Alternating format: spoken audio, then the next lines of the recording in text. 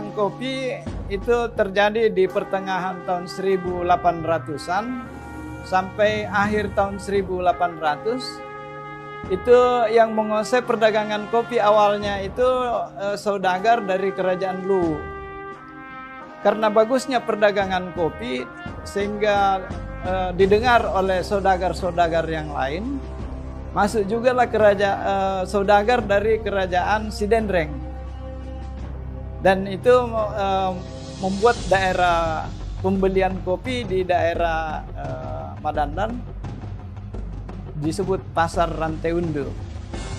Kuranglah kopi yang pergi ke Sadan karena dia jauh ke utara. Sehingga terjadilah persaingan, akhirnya timbul peperangan. Perang pertama yang ditulis oleh Prof. Bigalke itu saudagar dari kerajaan Lu itu dipukul mundur.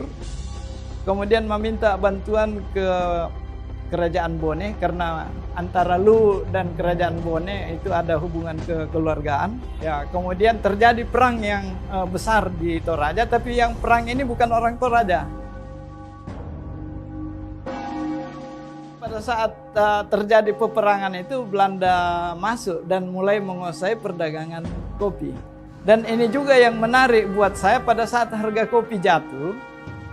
Padahal ini terjadi perang sampai berapa orang yang harus gugur gara-gara kopi. Kok kenapa sampai diabaikan kopi Toraja ini?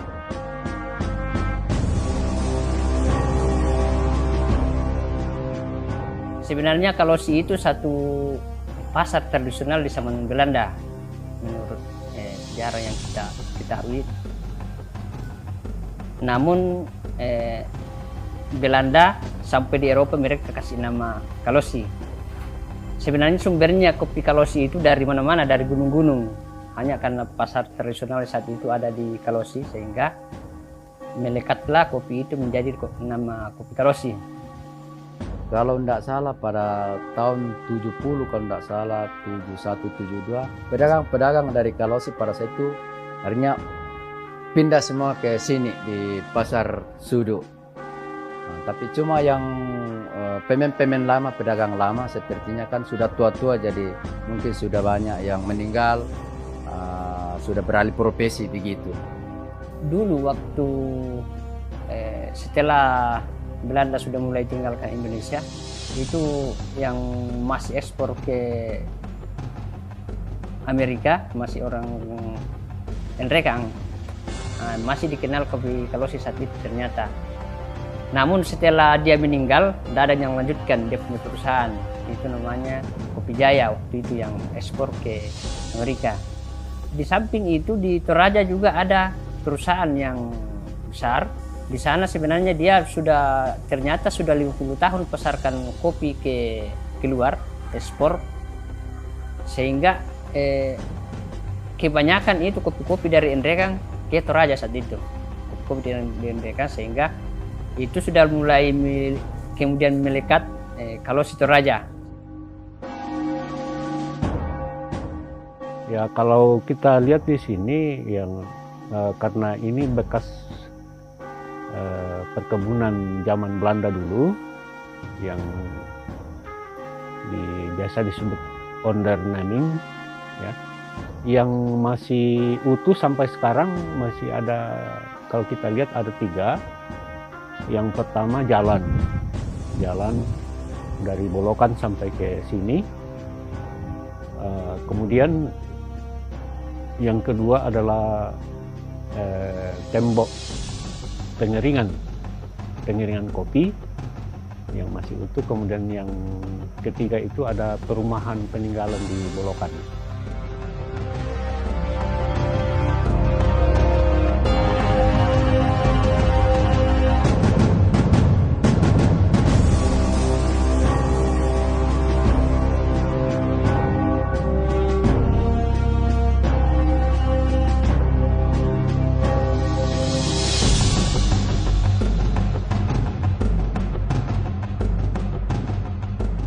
Masalah asal-usul kopi dulu, memang waktu saya kesini itu memang terus terang aja udah ada ladang kopi. Cuman pengolahannya waktu itu hanya begitu-begitu aja kan gitu. Nah, selama kita terus kumpulan, kadang ada kelompok-kelompok kita. Nah, akhirnya kita sekolah, kita pergi juga ke Jember dulu pernah. Sama kita namanya studi banding. Jadi ilmu kita kayak apa, yang katanya di mana ini, Jember kayak apa. Nah, itulah kita dapat ilmu dari sana waktu itu kan. Alhamdulillah saya dikembangkan di sini. Beberapa kelompok petani saya kumpul itu ngobrol-ngobrol langsung kita pengolahan cara mengikuti Jember. Cinta dulu sama kopi. Cintai dulu kopi itu. Cintai pekerjaan, cintai apa yang kita kerjakan, baru kita niat.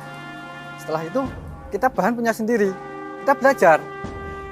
Sekarang kita belajar itu nggak sulit seperti dulu kok. Sekarang kita punya punya channel-channel di YouTube tuh banyak sekarang. Kita belajar dari situ aja. Kalau masalah jangan tergantung karena kita nggak mau belajar karena alat, itu salah.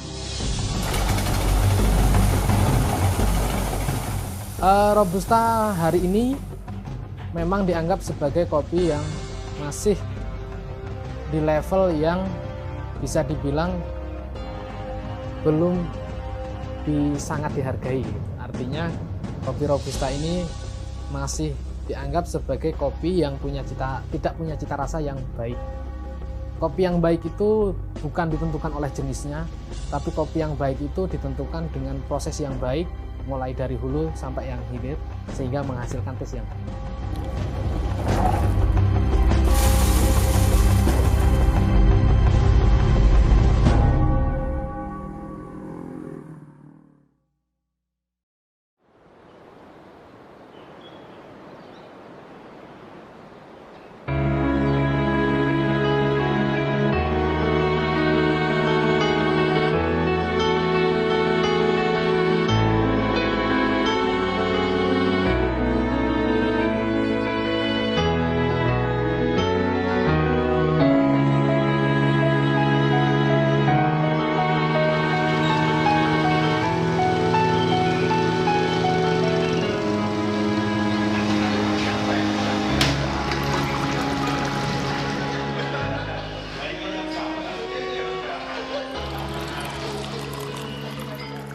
Aceh ini kan ada sebuah tradisi yang berbeda dengan daerah lain.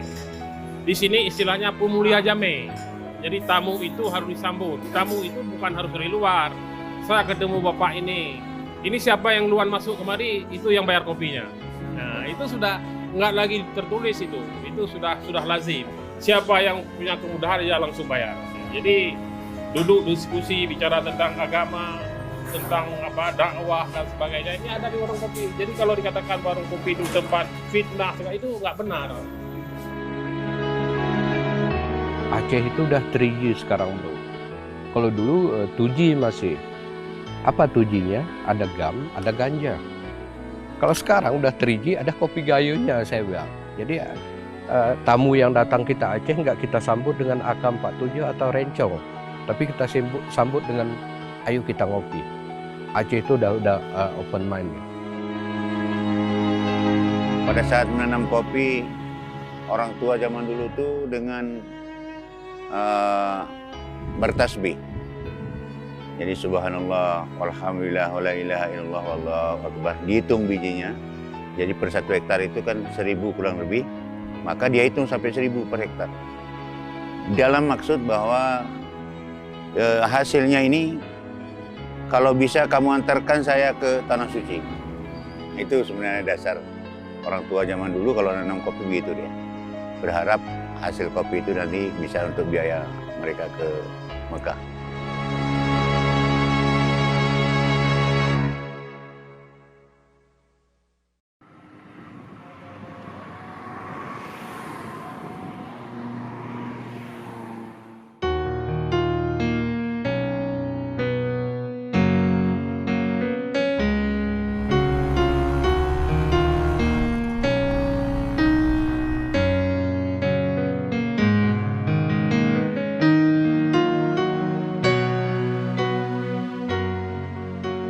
Nama Pangalengan. Pangalengan itu dari kata-kata pengalengan. packaging yang kecil, black, isinya apa? Biji kopi dari Pangalengan. Makanya sekarang terkenalah Pangalengan, padahal itu Pengalengan.